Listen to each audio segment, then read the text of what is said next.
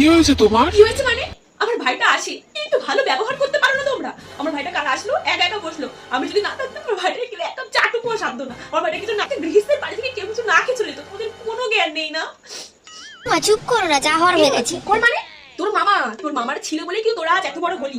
তোর মামার বাড়ি যদি না থাকতো কোথায় যেতি তোরা? তোর বাবার বাড়ির লোক কি করেছে তোদের জন্য? হ্যাঁ, এই ধরো ধরো ধরো এটা ধরো।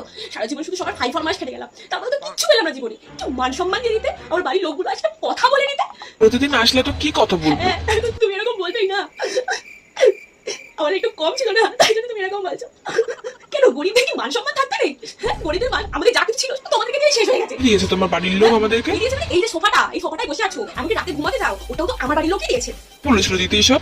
কে দিতে বলেছিল? কে দিতে বলেছো? তোমার বাড়ির লোকের সব হাত পেতে চেঁচে নিয়েছে। তাহলে কি দিয়েছে? এই তো এটা সরু একটা গলা পিনপিনে সরু সোনার হার। ওই চেয়েছে, এবার চুপ করো তো, এক অফিসে যাবো। আমার মতো মেয়ে বলে না তোমার সাথে 21 বছর সংসার করলো। অন্য কেউ না দুদিনও তোমার বাড়িতে থাকবি না, ওই সাথে বাড়িতে একটা ছিঁড়ে রেখে দিয়েছে না।